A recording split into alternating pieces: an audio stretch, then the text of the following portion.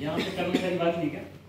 Good morning बोलते हैं तो गुड मॉर्निंग वापिस सुननी भी चाहिए। हाँ जी, जैसे मैंने अपने बुजुर्गों से सीखा है, कोई नमस्कार करता है तो वापिस में नमस्कार मिलनी जरूर चाहिए। हाँ जी, तो नमस्कार जी। पिछले वाले मेरे को लगता है नाराज है मेरे से, मैं हरियाणा से आया हूँ, आप खुश हो सकते हैं, दूर से आया हूँ बहुत, और रात को सारा ट्राई करता हूँ। तो नमस्कार। अभी भी कुछ लोग नाराज हैं। पता है बिजनेस इतना एनर्जेटिक, इतना जबरदस्त है कि यहाँ के लोग अचीवमेंट तो करते हैं, साथ में खुश रहते हैं, तो बड़ी जल्दी अचीवमेंट मिलती है। आप सभी खुश हैं? हंस के दिखा सकते हैं एक बार? अच्छा देखो, इसमें तो पैसे नहीं लगते, कोई धक्का देना पड़ता है? धक्का देना पड़ता है, मैं धक्का देता रहा हूँ, फिर हंस रहे हैं। सभी हंसेंगे एक बार? हंसो। अब हंसेंगे तो ठीक है, ये बिजनेस आपको हंसी भी देगा, बहुत ज्यादा खुशी भी देगा, जबरदस्त रखेगा आपको। अब बाद में आप अगर अब हंस लोगे तो बाद में पार्क में जाके हंसने से बचोगे।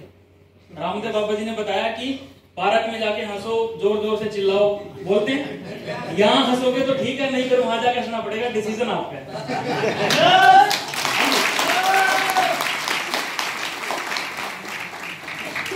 सही है, क्योंकि पहले बात खोल लेनी चाहिए, जैसे वो साइन होते हैं ना रजिस्टर पे, ऐसे पहले आपके साइन मैंने ले लिया, बात करते हैं। करें स्टार्ट? अच्छा, यस के ऊपर भी एक टॉपिक है, यस बड़ी जरूरी है, क्योंकि यस है तभी हम यहाँ। अगर यस ना होता तो मैं पैदा होता क्या? समझ रहे मेरी बात? तो यस अगर करेंगे तो जोश में करेंगे। एक बार यस करना आपको, मैं जैसे हमारा वहाँ कल्चर है, मैं एक चीज आपको यहाँ देके जाऊंगा ताकि हर एक जीटीएस में ऐसा हो। ठीक है सर? आपकी परमिशन है तो कर दूं,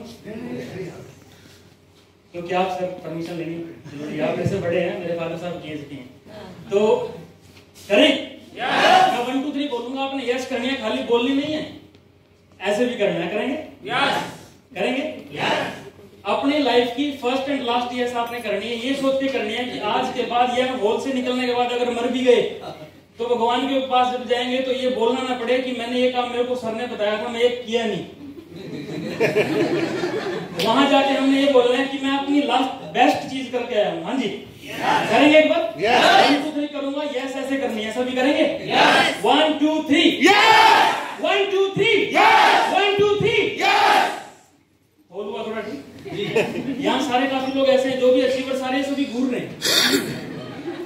हमने उन अचीवर्स में अपने आप को देखना है। मैं अपने बारे में बताता हूँ, मैं राहुल सैनी, करनाल डिस्ट्रिक्ट में वैसे मैं रहता हूँ, अभी कुरुक्षेत्र के अंदर सेटल होने वाला हूँ। इस बिजनेस को करने से पहले मैं बीटेक पास आउट हूँ, मेरी एज है 28 साल। आप सोच सकते हैं जब बीटेक एक बच्चा करता है तो उसके माँ बाप का सपना होता है कि नौकरी करेगा। हाँ जी, यस और नो? मेरे माँ बाप का सपना था कि ये भी नौकरी करेगा, तो माँ बाप का सपना पूरा करने के लिए मैंने नौकरी स्टार्ट की। जब बीटेक एक बच्चा करता है तो कितने पैसे लग जाते हैं?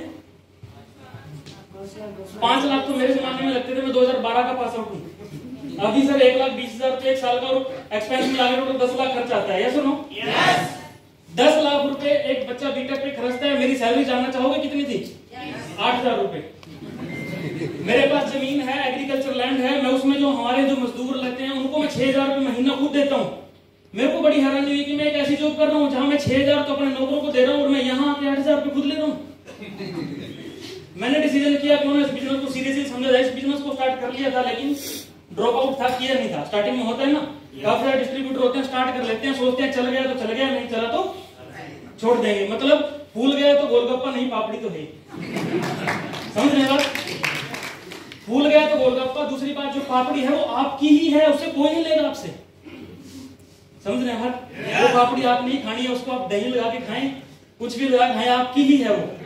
तो मैं इस बिजनेस के अंदर जब आया तो मैंने इसको सीरियसली समझा, जॉब को रिजाइन किया, full time life time as a career करने का डिसीजन किया। समझ में आया। मैं थैंक्स करना चाहूंगा अपने स्पॉन्सर जोनिस कुमार, जो मेरे साथ बीटेक में मेरे एसोसिएट, मेरे साथी थे, स्टूडेंट हम साथ थे बीटेक में, हम इकट्ठे थे, इकट्ठे पढ़े लिखे। उस इंसान का मैं थैंक्स करना चाहूंगा जिसने मेरे को उस बिजनेस में धक्का दिया और धक्का देके छोड़ के चला गया। डिसीजन की बात करते हैं, डिसीजन कितना पक्का होता है। मेरा डिसीजन पक्का था, मेरे को यहाँ क्लियर हो गया था कि राहुल अगर कामयाब हो सकता है तो इस बिजनेस में हो सकता है। मैंने डिसीजन पक्का किया। स्पॉन्सर को नहीं देखा, काफी सारे लोग आते हैं, स्पॉन्सर तो ढीला है। आप अपने अंदर देखो सर, आप कितने मजबूत हो। कल को आपका आगे टीम भी यही बोलेगी कि मेरा स्पॉन्सर तो मैंने सोचा कि इस बिजनेस में कामयाब होना है। सर से थैंक्स करना चाहूंगा, ननीश सर, मेरे एनटीसी जबरदस्त लीडर, जिन्होंने मेरे को गाइडेंस दी कि यस राहुल यहाँ कामयाब हो सकता है। सर के एक फोन पे मैंने अपनी जॉब को रिजाइन किया। मेल जो रेजिग्नेशन लेटर था सीधा कंपनी के आईडी पर डाला कि डन, और अपने घर आ गया। सर ने जैसा बताया वैसा करना स्टार्ट किया। फर्स्ट मंथ जब जॉब को रिजाइन करके आया सर, पहले महीने की इनकम बढ़ाई 1,22,625 रुपए। मैंने हिसाब किताब लगाया, एक साल का जॉब अगर करता तो बनता था 96,000। हाँ जी, 8,012 इंटू 8, 96,000 वहां बनता था। मैंने अपने घर बताया कि मेरी एक महीने की इनकम 1,22,000 है, जो एक साल मेहनत हो मेरे पास एक महीने में से ज्यादा आ चुका है। नेक्स्ट मंथ फिर मेहनत की, अगले महीने की इनकम बनाई 1,12,000 रुपए। फिर डिसीजन पक्का हो गया कि इस बिजनेस को करना ही करना है, आखिरी सांस तक करना है। अब सपने जागने स्टार्ट हुए। आप सोच के देखिए सर, 28 साल की एज में कोई भी इंसान, कोई भी लड़का आज के टाइम में पहली बात तो कामयाबी के बारे में सोचता ही नहीं है। अगर सोचता है तो उसका ख्याल कहीं और रहता है।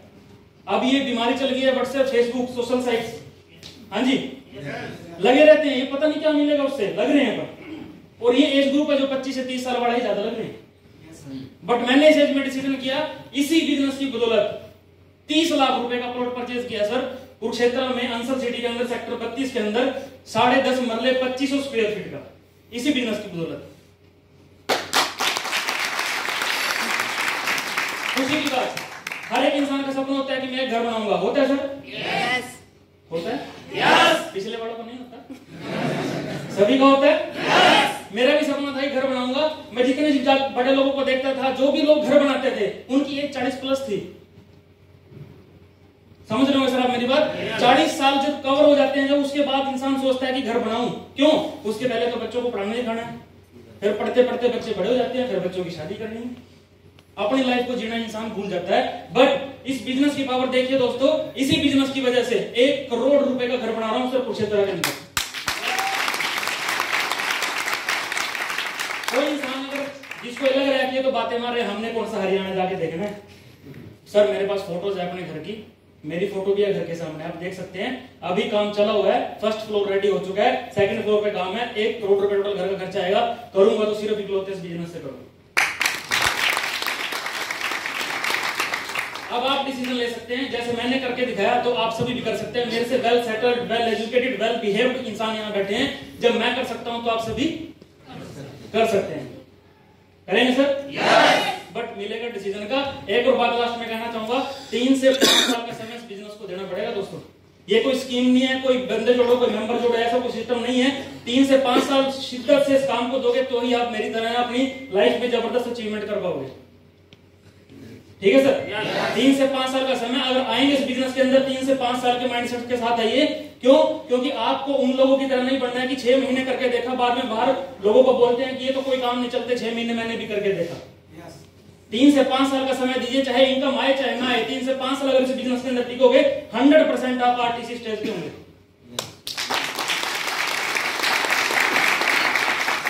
अपनी सभी अचीवमेंट्स के लिए मैं थैंक्स करना चाहूंगा हमारे great leader, national team coordinator, ceiling achiever Navneet Kumar sir, और मेरे मेंटर इस बिजनेस के अंदर, मेरे गुरु जो आज इस दुनिया में नहीं है, विमल सरीन सर। मैं चाहूंगा उन सब सर के लिए, क्योंकि उन्होंने मुझे ऐसा सिस्टम दिया है कि एक 27-28 साल की एज का लड़का भी इस बिजनेस में कामयाब होके ये सब कुछ हासिल कर सकता है। सिर्फ और सिर्फ विमल सर की बदौलत ये सब कुछ मैं कर पाया। इन सभी अचीवमेंट्स के लिए मैं थैंक्स करता हूं आप सभी लोगों का कि मैं आज हरियाणा से आया हूं, आपने इतना प्यार दिया, इतना स्नेह दिया। आप सभी का थैंक्स। जय हिंद, जय महाराष्ट्र।